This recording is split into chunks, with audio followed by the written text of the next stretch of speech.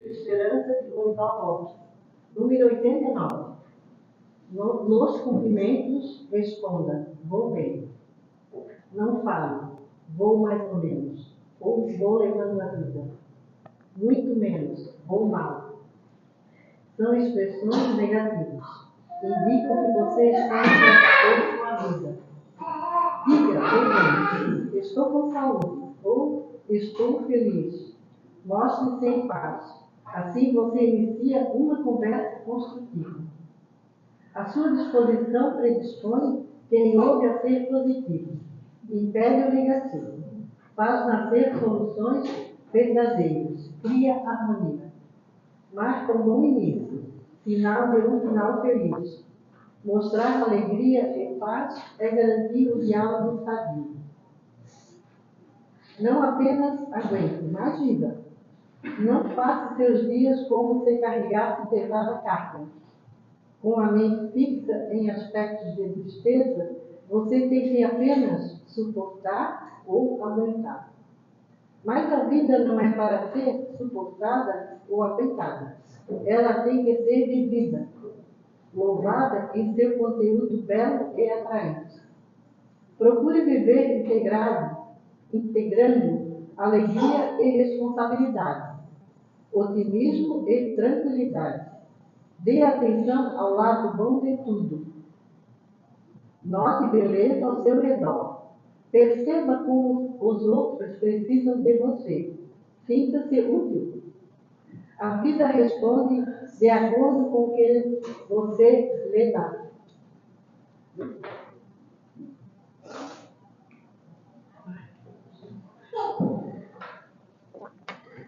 Então, nesse momento, vamos elevar o pensamento a Deus, nosso Pai, agradecendo a Ele por esse momento de estarmos aqui hoje. Pai, viemos em busca de tudo aquilo que necessitamos, pois Tu sabes o que precisamos. Faça-se a Tua vontade, Pai, não a nossa, e que essa prece se irradie como um sol, envolvendo e acolhendo cada criatura, cada lugar, que ela vá de encontro a toda a humanidade encarnada e desencarnada. Obrigado, Senhor, por esse momento. Pai nosso, que estás no céu, santificado seja o vosso nome. Venha a nós o vosso reino. Seja feita a vossa vontade, assim na terra como nos céus. O pão nosso de cada dia nos dai hoje.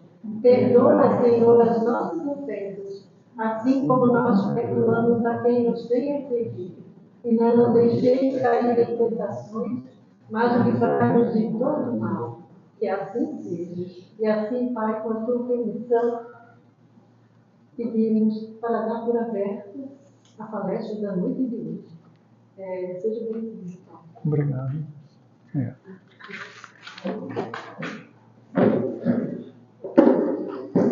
Boa noite a todos novamente. Boa noite. Uma boa noite mesmo, né? Que nós possamos nos inspirar, que possamos, já pegando esse texto inicial, né? Que fala ali do dar bons cumprimentos, né? Às vezes a gente costuma dizer uma frase que é muito comum: tirando o que não presta. Quando a gente diz tirando o que não presta, a primeira pergunta que eu me faço é: não reconheces o que Deus te deu? Deus te deu essa oportunidade e você está chamando que não presta.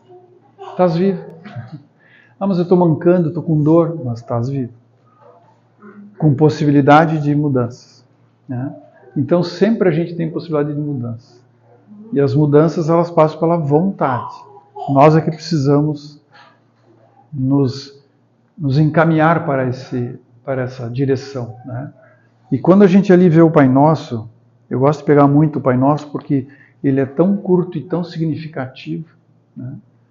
E é uma verdade que cada dia que a gente pensa um pouquinho mais nele, a gente diz: pô, nunca tinha pensado nisso, né? A minha primeira vez que eu devo ter aprendido, porque uma vez era mecânico, né? Quando a gente é criança é meio mecânico, assim, faz a oração. Mas quando a gente começa a entender que o pão nosso não é o pão que alimenta só o físico, que o perdão é um pão que a caridade é um pão, que a indulgência é um pão, né?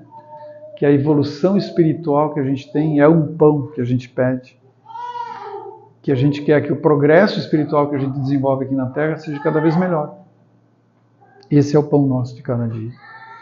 Mas quando a gente diz, perdoe, Senhor, as minhas dívidas, as nossas dívidas, né? Não é minha, né? Porque não é no singular, é no plural, né? Perdoe as nossas dívidas, assim como nós perdoamos a quem nos tem ofendido. Significativo dizer, perdoe as minhas dívidas. Então eu reconheço que eu sou falível, que eu cometo muitos erros, que eu acerto muitas coisas, que eu sou infeliz, que eu sou feliz, que eu sou triste, mas que eu sou alegre. Então carregar essa balança de significados faz com que a gente vai se transformando. E a gente, como eu insisto em toda palestra que eu falo, que a gente se transforma pelo conhecimento. Porque o conhecimento é aquilo que faz a gente mudar o sentido das coisas e compreender melhor. Então hoje a minha verdade é de um jeito, daqui 2 minutos ela é diferente porque alguém me chamou atenção, me deu um sinal novo e eu descobri uma coisa nova. E isso não tem idade para receber. A gente às vezes está lá com 80 e vem um netinho lá de 3, 4 anos e fala algo que tu nunca tinha ouvido. E aquilo pode te transformar. Então a gente não pode desistir nunca. A gente tem que estar sempre focado, né? Focado para entender o significado da vida, para entender por que a gente está aqui, por que eu estou parado, se eu posso doar tantas coisas da vida, né? Todos nós temos talentos ali brotando em nós, mas muitos de nós às vezes pegam a semente e resolvem enterrar, esconder, botar fundo, porque se tu bota uma semente muito no fundo, ela não vai germinar. Aí um dia tu vai lá e mexe na terra, aí aquela semente apareceu um pouquinho para cima, condição ideal, umidade, claridade, calor, né? E aí ela desenvolve. E essa semente nós estamos toda hora jogando, toda hora. Nem sempre nós vamos colher o que a gente planta. Nem sempre, às vezes não dá tempo. Eu estou plantando aqui, estou fazendo outra coisa, de repente alguém colheu por mim, porque é nós, as nossas vidas. E as relações que nós temos, a briga que a gente tem, vamos chamar de briga, não é briga na verdade, né? Mas os conflitos que a gente tem não são com a árvore, o cachorro, são entre nós. Os conflitos existem muito marcados entre nós. Por isso que nós estamos juntos, por isso que nós oramos em coletivo. Às vezes a gente quer dizer, o meu pão de cada dia, perdoa minhas dívidas. Não, nós estamos sempre entre nós. Então hoje nós vamos falar um pouquinho da mágoa. Que mágoa é algo assim que a gente acumula sem perceber. E transforma essa mágoa muitas vezes em coisas um pouquinho mais complexas. Às vezes a gente, na etimologia da palavra, tem gente que diz, mágoa quer dizer más águas. Não, isso é fantasia. Na etimologia da palavra, mágoa é uma mancha emocional. É uma mácula, uma marca que fica. E quando nós temos uma marca de uma ferida, se a gente ficar cutucando nela, ela só vai agravar. Então uma mancha emocional vem do quê? Vem das nossas relações. E às vezes a gente carrega aquilo no silêncio, achando que não, eu estou bem, não tenho nada com ninguém, mas às vezes sempre tem um conflito carregando, né? E esse conflito, ele vai se transformando para nós mesmos. Porque adivinha, né? Se eu estou magoado com alguma coisa, porque não é eu só estar magoado, é o que eu magoo. Às vezes falando algo que não era bem para aquela pessoa. Às vezes não era naquele sentido, mas eu não soube me expressar e me expressei daquele jeito. Ou o inverso, aquele vem e faz isso comigo. E a gente fica bicudo, né? Não, onde é que se viu? Eu sempre ajudei, sempre fiz, agora a pessoa vem, né? E algumas mágoas são mais fundas, né? Ferem mais. A fidelidade, né? Tem certas máculas que ficam muito marcadas em nós. E que a gente tem que aprender a lidar com isso. A gente tem uma vida muito atribulada e esquece de tratar a mágoa que nós temos. E a gente vai vivendo. E uma mágoa, adivinha onde é que ela vai se alojar? Em nós. E aonde que ela vai se alojar em nós? em algum órgão do nosso corpo. Na maioria de nós, enquanto criancinhas, não nascemos doentes. Pode ver. Algum que outro de nós nasce com algum probleminha, né? Esse problema às vezes perpetua na vida da gente. Mas, no geral, não. A gente chora, a gente isso, aquilo, tem febre, não sei o quê. Mas isso isso faz parte do crescimento. Não é uma doença. Mas hoje, quando a gente vai ficando com 30, 40, 50, 70, 80, a gente se carrega de doenças. Porque a gente transforma o nosso emocional, somatizando em nosso corpo. Todas as derrotas, todas as perdas, todos os traumas emocionais que nós vamos tendo, nós vamos guardando e vamos jogando para dentro dos nossos órgãos. E aí nós vamos depois fazer uma lista de coisas que a gente tem, porque a gente mesmo que trouxe para dentro. Porque eu não nasci assim. Eu não nasci com problema cardíaco, de repente estou com problema cardíaco. Eu não nasci com problema no estômago, comia de tudo, mas de repente hoje eu tenho problema no estômago. Né? O que eu fiz? E isso mostra para a gente que nós, no geral, não estamos percebendo o que fazemos. Simplesmente fazemos. Como a gente disse, seguindo a boiada, né? A boiada abre a porteira, a boiada sai e a gente vai junto. Não percebendo todas as atitudes, todas as emoções que nós vamos trabalhando e que às vezes nós não vamos trabalhando. Nós simplesmente vamos somatizando-as em forma, às vezes, de doenças. Então a mágoa, ela passa por uns estágios. O primeiro passo dela é o rancor, é o ódio, né? Você fica com rancor de alguma coisa.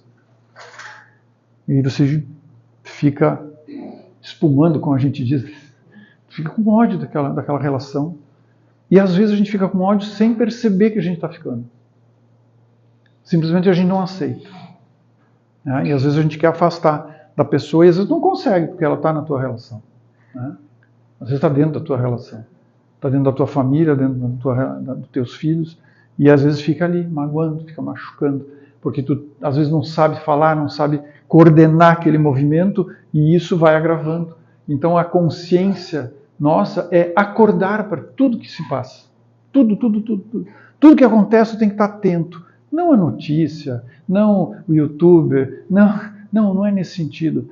É o que a natureza me mostra, o que as relações humanas me mostram e que deve despertar em mim interesse. Poxa, aquela pessoa falou amavelmente comigo. Pô, que legal. Né? O que eu fiz para merecer? Não, aquela pessoa me olhou assim com a maior indiferença do mundo. Porque no fundo, nós somos invisíveis, né? Pensa, se tu sai daqui, vai para a Espanha, caminha lá na Espanha, tu é invisível, tu não é ninguém. Ninguém te conhece. Tu anda fora do teu bairro, da tua rua, tu é invisível. Pode ser que alguém, olha, passou aquele jovem ali. A gente é invisível. Mas a nossa luta não é ser invisível, a nossa luta é estar presente. Mas a gente quer estar presente com grandes obras. E às vezes a grande obra é tão pequenininha. Né? Um perdão é uma obra grande e pequenininha. Porque é um gesto que só tem na relação. Ninguém mais sabe disso. Nem quando você pede perdão, nem quando você é perdoado e nem quando você não é perdoado. Né? E vice-versa também. Porque eu também magoo, mas eu também sou magoado. Então o rancor, ele vai se construindo e vai virando um ressentimento. E o ressentimento, a palavra diz, né? Ressentir. Eu sinto, tento apagar e ele volta. E se eu alimentar? Ele volta. Sabe como é que é alimentar? Tu pega um gatinho e começa a botar comida na porta da tua casa, que vai ver o que vai acontecer. Um cachorrinho. Vai lá, alimenta. Ele vem, ele vai ficar ali. Pelo alimento. Quando a gente se ressente de algo, é algo que você vai construindo para dentro de ti. A ponto de nós chegarmos numa auto-obsessão, às vezes. Uma auto-punição. Porque nós ficamos ressentindo, remoendo aquilo. Depois desse passo do ressentir, vem a animosidade. Que é a inimizade. Daí eu vou criar aquilo como inimigo. Não olho mais, não falo mais, não recebo mais, não vou mais.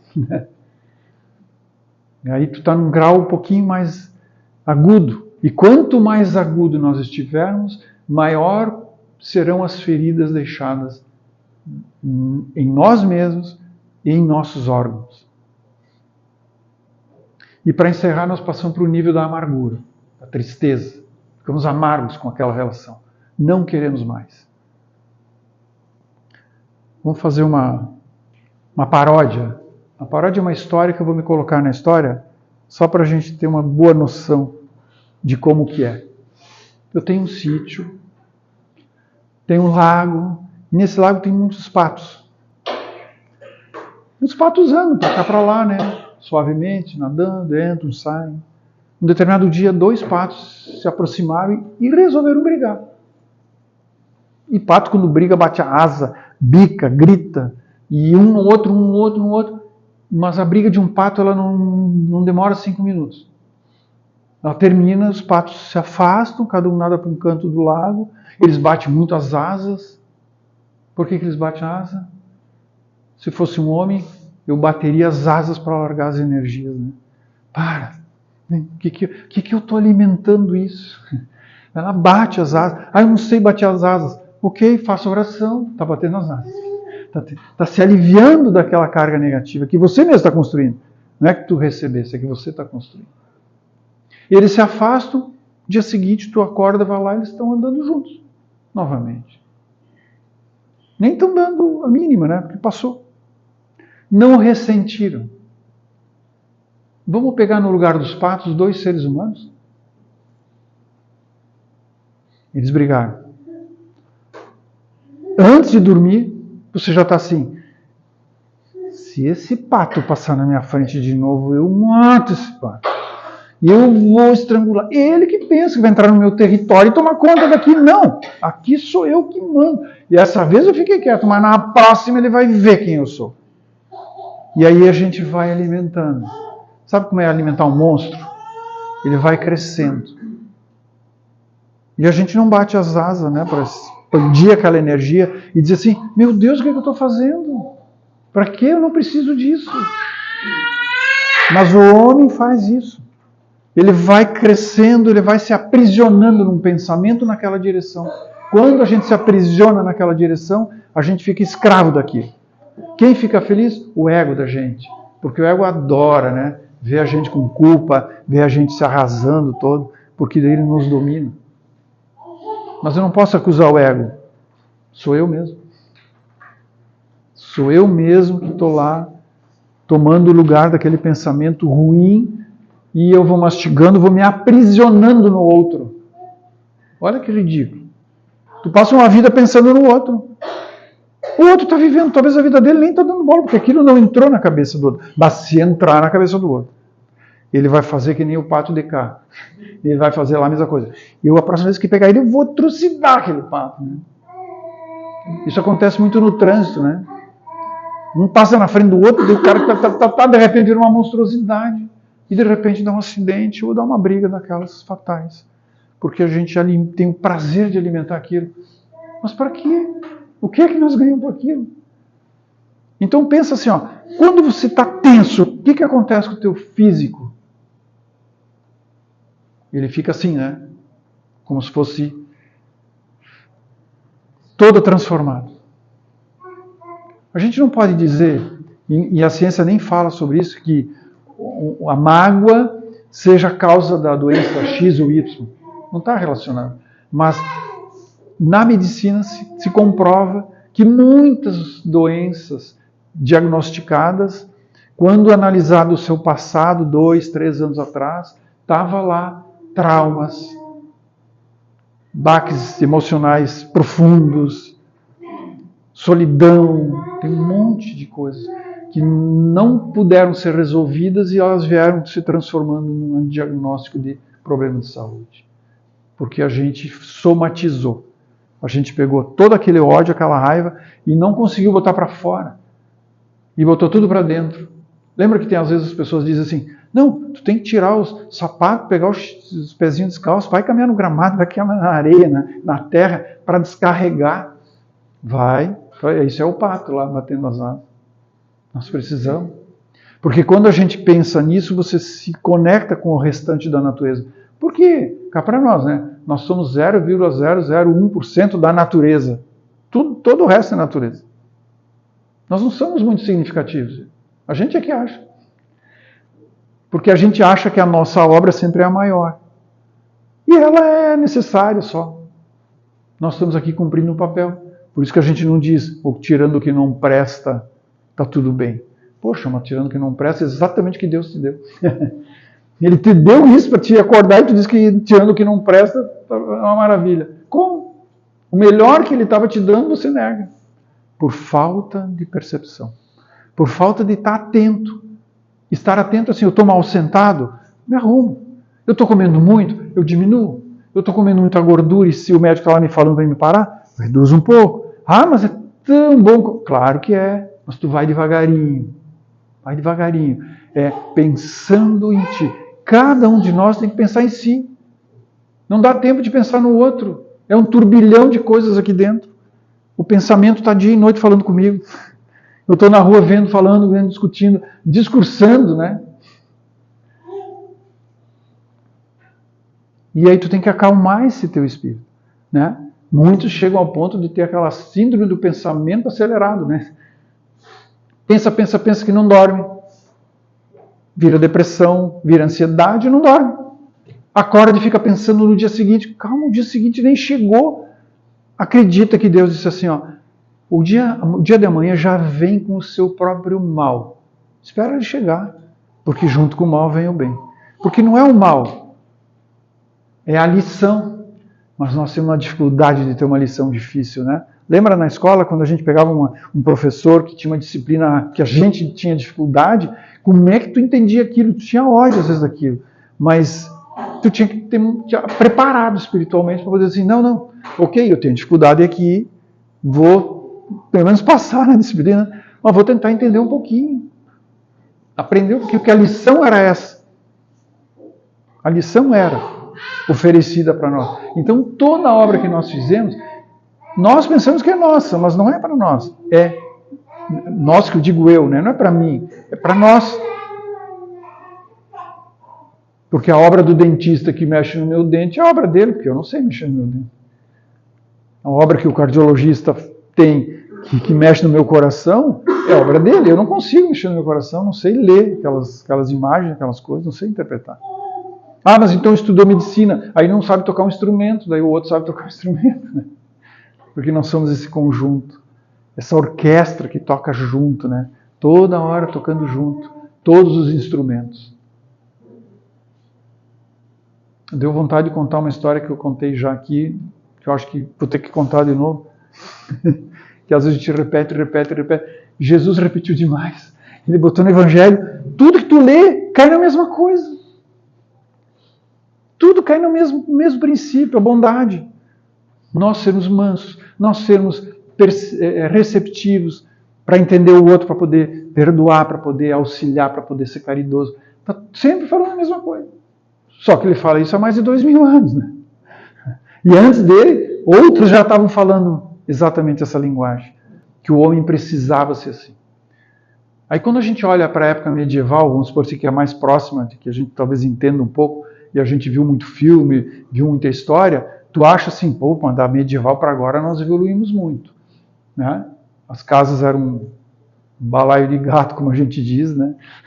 Eram difíceis de compreender, a higiene era, nossa, o poder. Mas hoje, o que mudou? Porque a corrupção continua. A ansiedade de poder que nós temos continua. Porque a gente adora ter poder. Quando a gente não manda em mais nada, a gente tem um cachorro para dizer, senta, levanta, dobra, pula. Sabe? Parece que a gente precisa mandar. A gente precisa mandar. E não precisa, porque a tua obra não é tua, a tua obra é nossa. Deus deu a nós as tarefas para construir a obra dele. Porque dele e para ele são todas as coisas. Está lá em Romanos. E a gente precisa compreender. Então, para que a gente compreenda, a gente precisa amansando, né? Ir se amansando, ir pegando no conhecimento, pegando as frases, pegando as palavras, pegando os discursos, as palestras, os livros. E eles vão instruindo a gente. Mas eu não vou conseguir chegar lá. Não, tu tem várias vidas para fazer, né? Então, começa cedo, vai indo, um dia a gente vai ter a transformação de toda a sociedade. Né? Eu desenhei um navio aqui um dia? Não. Posso usar esse quadrinho, tá? Aqui embaixo. Pensa assim, ó, eu vou aqui tirar. Posso? Quer que eu fotografe? Para guardar a frase. Eu peço perdão porque eu nem li a frase. Deve ser boa, porque tem uma frase pendurada aí. Bom, vou fazer um transatlântico, tá?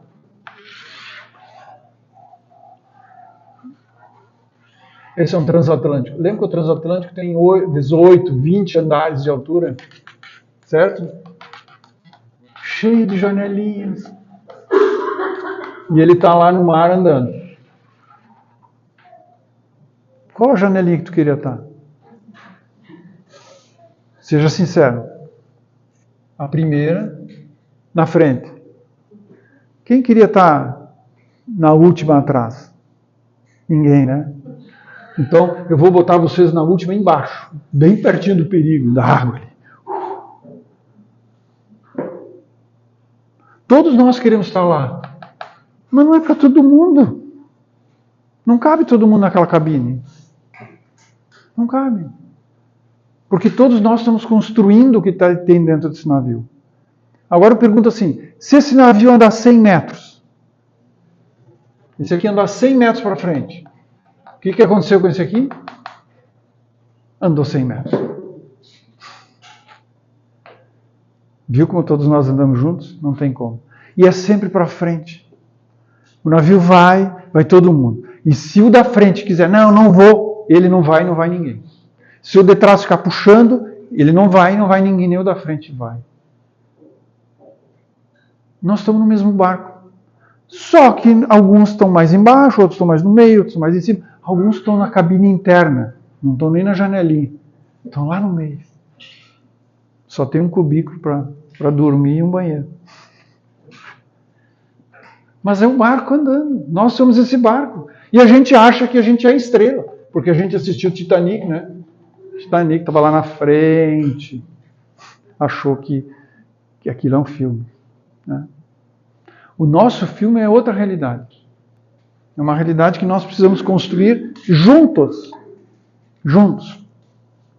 Aí eu vou contar a história essa que eu falei, que eu repito várias vezes. Na minha infância, na verdade, logo que eu saí um pouquinho da infância, pintou cinema na minha cidade, aí um dia fui permitido ir no cinema, fui no cinema.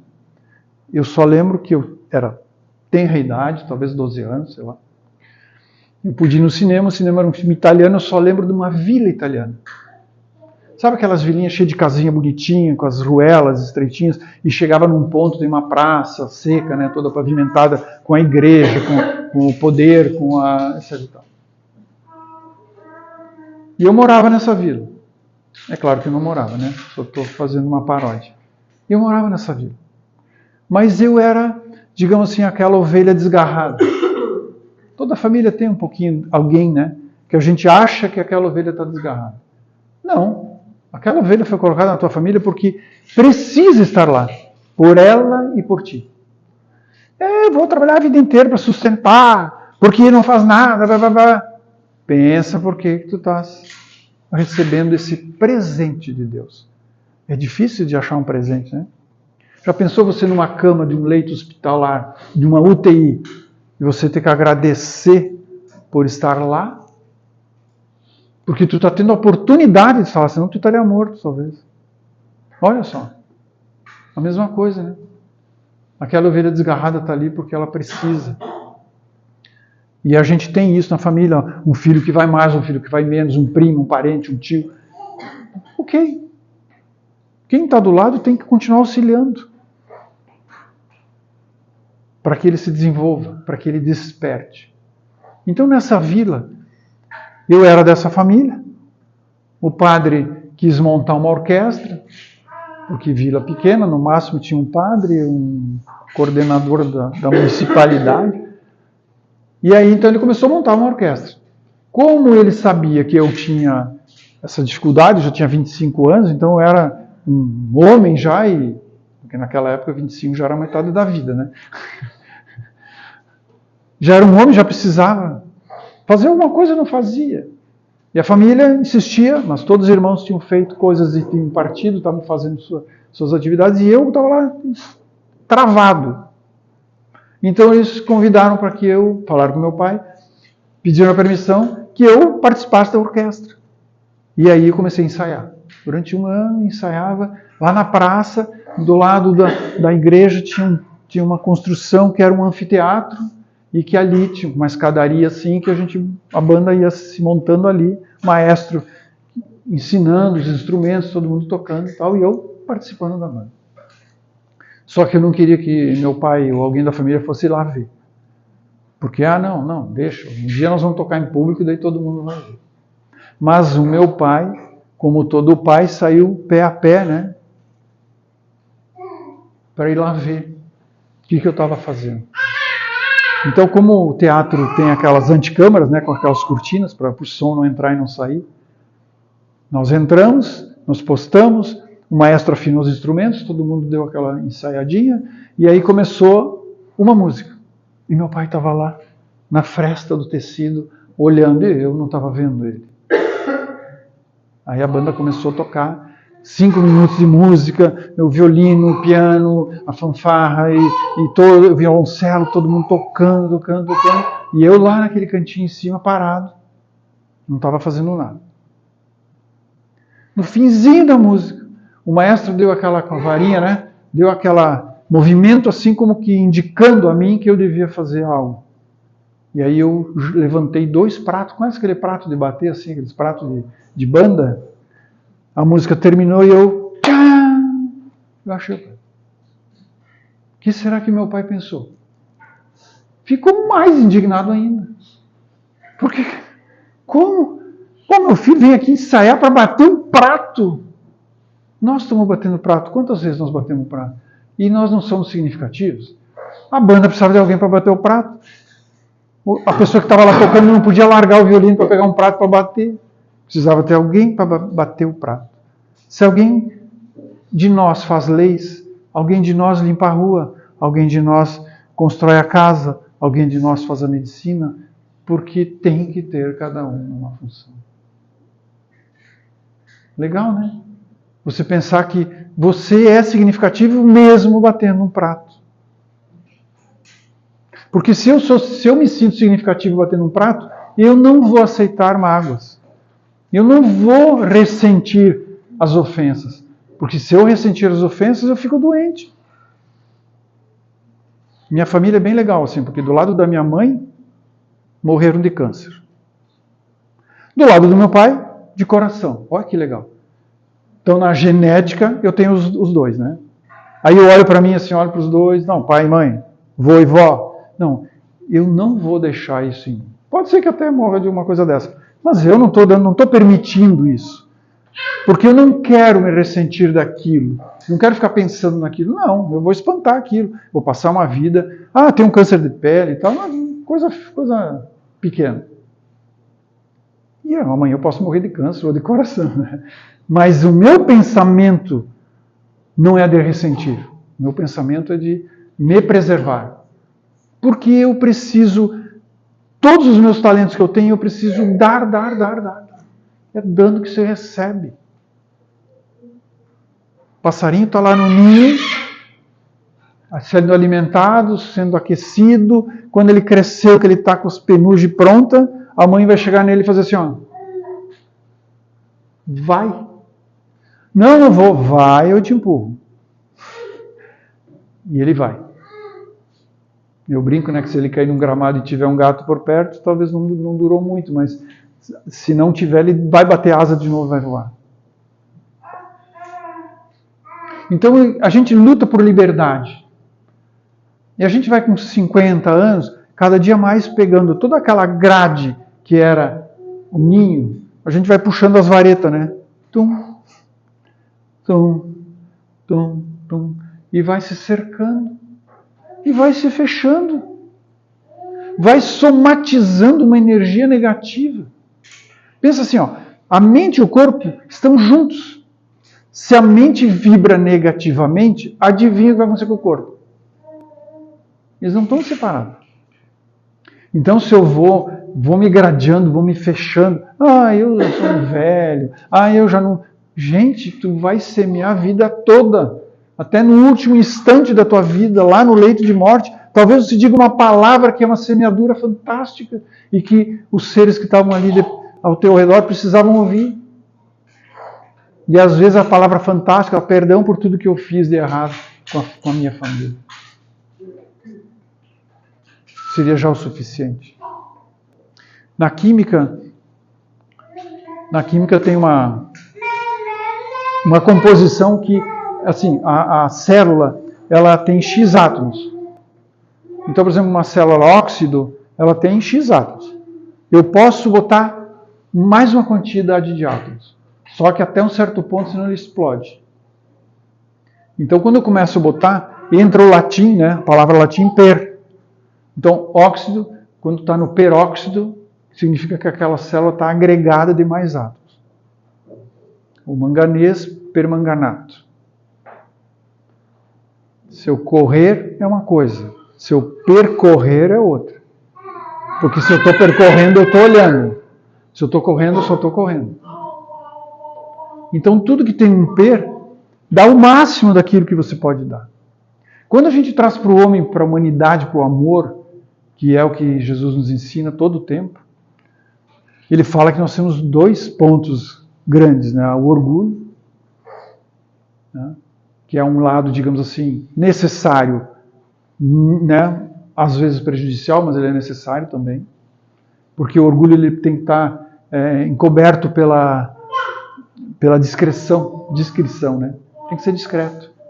Tu é orgulhoso, mas seja discreto, porque não ser discreto ofende o outro, magoa o outro. E você não precisa fazer isso, porque esse não é o teu papel. Né?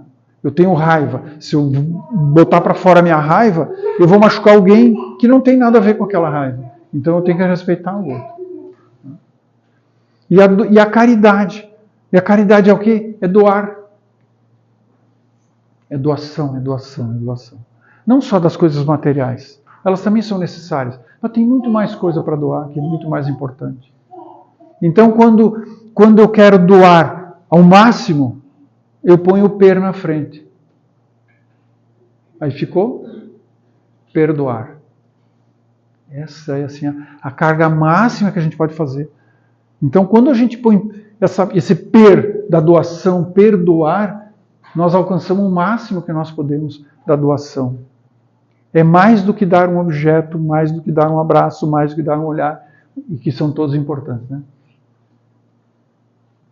Então, quando na mágoa nós vamos nos ressentindo, nós vamos maculando o nosso corpo. Aí tu começa a desenvolver problemas cardíacos, né? Arritmia, infarto. Aí tu vem para o digestivo, daí tu tem síndrome do intestino irritado, né? Tu tem gastrite. Tu vai trazendo. Dores musculares, daí tu tem artrose, sabe? Dores musculares, fibromialgia, tu tem um monte de coisa. Para quê? E quando a gente tem que analisar por que eu cheguei ali. Por onde eu passei que eu precisei estar nesse estágio. Né? Então, no Espiritismo, ele é muito claro dizendo assim, não é só, a mágoa não é só o que vem do outro, porque eu também carrego energias negativas. Então eu somo com a energia negativa do outro que me joga. Ou o inverso, né?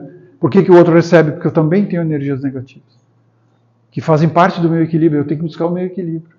Então, não dá para responsabilizar o outro pela minha doença.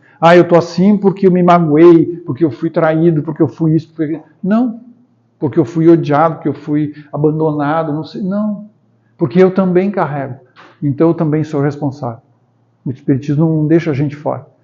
Né? A gente estaria louco e dizer, então eu estou livre. Não, nós somos responsáveis de todos os passos, de todas as dores que nós sentimos.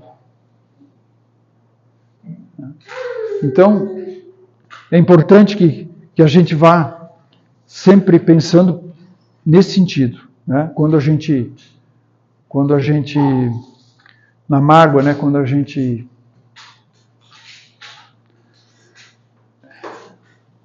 queria dizer uma coisa que não lembrei. Mas enfim, que muitas vezes a gente vai acumulando o erro e não adianta enterrar aquilo, sabe? Não adianta querer enterrar, ele vai continuar existindo. E aonde que ele vai estar? Em nós. Então sempre a gente tem que pensar que se eu tenho alguma coisa com o outro, ele também está em mim. Na hora que eu esqueço o outro, não está mais em mim também. Eu preciso me desvencilhar. Eu preciso fazer com que eu me desprenda para que o outro se desprenda também. E que ele tenha liberdade como eu vou ter. Eu só vou ter liberdade quando eu me desprender dessas amarras. E eu tenho que ter a lucidez de desprender o outro de mim. Porque eu magoei, porque eu ofendi, porque eu não pedi perdão e o outro está lá sofrendo por aquilo. E às vezes é demorado fazer isso. Mas é o começo. Nós temos várias vidas pela frente, várias experiências ainda para melhorar, né, para a gente ir aperfeiçoando, porque isso é um processo de evolução espiritual, um processo de alimentação do conhecimento que vai nos transformando e vai nos dando essa oportunidade de sermos seres mais parecidos com o que o Evangelho pede para que a gente seja. Mais manso, mais pacífico, né? Mais indulgente, mais, sabe? Tudo aquilo que é a parte boa e que está insistentemente colocado nos livros. E não adianta a gente teimar. Está ali.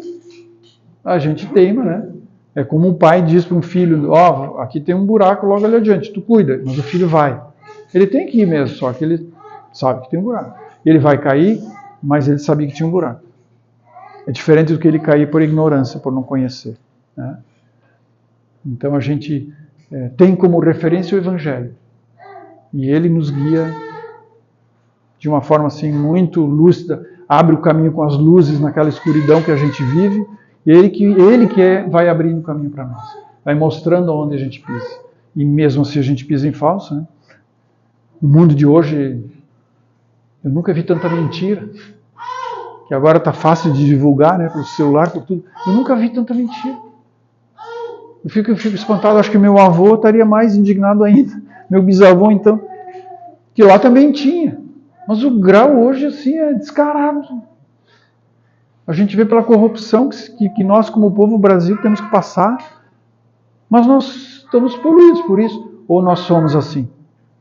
E nós também somos assim. Difícil de pensar, né? Porque será que eu resistiria a alguém me dizendo assim, eu não quero que tu assine, eu só quero que tu não veja isso. Está aqui, 10 milhões para ti. E agora? Tenho força para resistir? Se eu pensar na orientação espiritual que eu tenho, eu vou ter que negar. Poxa, que oportunidade que eu tinha, mas essa oportunidade não te traz saúde, não te traz vida. Porque não é ela que vai, né? Porque Deus, assim como pode te dar, Ele pode achar que já acabou o teu tempo e você não tem mais. Quantos que a gente vê, né? Que materialmente tem muito e amanhã não tem mais nada. Deve ter uma dor muito grande ali também, né? Porque conquista e depois, quando está na idade mais avançada, acaba não tendo mais nada. E mesmo que tenha muito, vai para o mesmo lugar, né? Como a gente disse. Vai ver que tudo aquilo, ok, eu fiz. Mas se eu fiz bastante e pude distribuir bastante, pelo menos eu fiz um tipo de caridade ajudando. Porque quem tem muito, ajuda muito também. A gente não pode pensar que não, né? Um que o outro é sovina, como a gente diz, né? Só que é para si. Mas a maioria ainda ajuda muito, né? E isso não está no nível de cima, está em todos os níveis. A gente pega pessoas muito carentes que continuam ajudando. Elas continuam trabalhando, dando. Aí parece assim que elas leram o Evangelho, né? E Jesus diz assim, meu pai trabalha até hoje e eu também. Os dois continuam trabalhando. Aí nós temos o luxo de aposentar. Não vão mais trabalhar. Não vão mais plantar sementes. Que pena. Continuem plantando. Sempre com o saquinho na mão, escolhendo a terra fértil, né? Não botando as sementes nos rochedos, nos espinheiros, que vai ser mais difícil, né? Botando na terra fértil, procurando a terra fértil, porque quem é mais antigo conhece onde é que está a terra fértil, né? A gente diz numa passagem lá que não se dá pérola aos porcos, né? Porque é um desperdício você fazer isso e dá no lugar certo, põe no lugar certo. Aos porcos tu dá a comida que ele precisa para que ele se alimente, procrie e continue a vida dele. Então cada coisa é dada para o lugar certo. E a gente não pode ter ciúme disso. Não pode ter a ganância de ser assim. Tem que deixar. Deixa que Deus constrói para nós. Ele nos põe no lugar certo. Eu estava lá batendo prato. E estava feliz. Meu pai não estava. Mas eu estava. Então que a gente possa só refletir. E pensar que amanhã é outro dia, que nós já esquecemos tudo, já estamos todo mundo no trabalho, uns preparando a fantasia, né? Enfim. Mas que a gente pense todo dia um pouquinho para poder transformar a nossa vida pelo conhecimento. Obrigado, Paulinho. A gente tem que fazer isso mesmo, nem seja naquela última janelinha e com os pratinhos na mão para bater, mas que consigamos bater com toda a vontade. Porque é isso que nos é pedido. O que nos é pedido pelo Pai é tão simples. Porque, como se diz, não se coloca sobrepeso em ninguém. O sobrepeso, como ele disse, é nós que vamos nos sobrecarregando das mágoas, das dores, das doenças. Nós somos muito, muito criativos para criar essas situações para nós, infelizmente. Mas já que nós criamos isso, nós podemos também mudar os papéis e começar, sim, a mostrar, não ao outro, mas a nós mesmos, aquilo que nós podemos fazer por nós. Porque todos podem, todos receberam o mesmo quanto de inteligência do Pai Celestial. Infelizmente a gente não sabe usar, mas possamos, desde já, trabalhar isso em nós.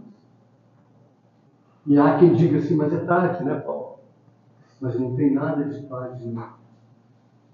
Amanhã ou outro dia, amanhã pode ser que eu não esteja aqui, mas na próxima semana pode ser uma nova reencarnação a qual eu esteja voltando para dar continuidade àquilo que é necessário fazer para eu crescer.